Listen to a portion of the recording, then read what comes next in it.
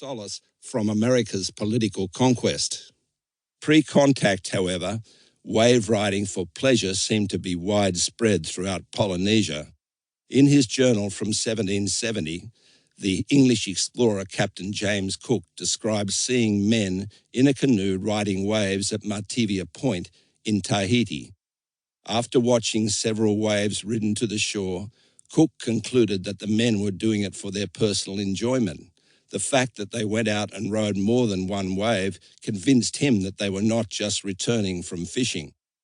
In 1778, Lieutenant James King, an officer on Cook's ship, described watching 20 or 30 natives riding surfboards in Hawaii.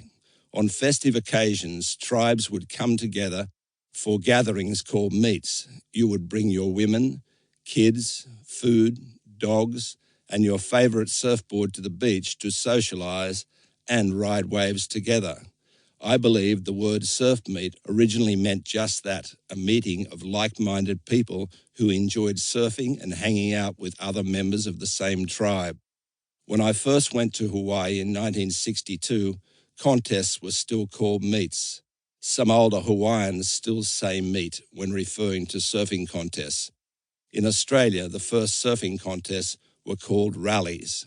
Before the mid-20th century, surfing was associated with Hawaii almost exclusively. Travel writers in the late 1800s and the early 1900s, including Mark Twain and Jack London, wrote glowing reports of shooting the breakers at Waikiki. A wealthy American newspaperman, Alexander Hume Ford, became a big fan of Hawaii. After growing up on the East Coast and travelling extensively all over the world, he moved to Oahu permanently in 1907. 1 year later, he founded the prestigious Outrigger Canoe Club. Situated in close proximity to Waikiki, it was a very popular hangout.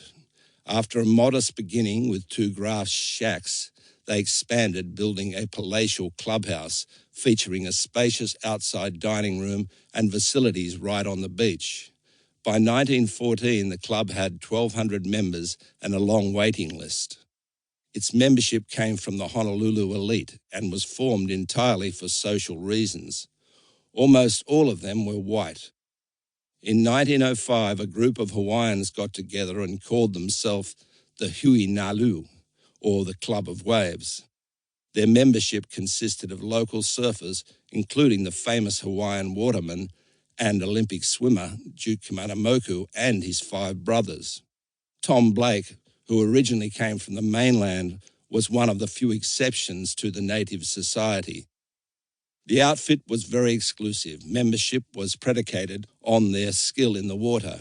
Every potential associate had to be voted on by other members. They had no clubhouse. Instead, they met under a big hau tree in the grounds of the Moana Hotel in Waikiki. The Hui members were mostly known as beach boys, locals who doubled as surfing instructors and lifeguards for the hotels. It's not surprising that there would be some rivalry between the 2 clubs, even physical violence. Perhaps this was when modern competition came into existence.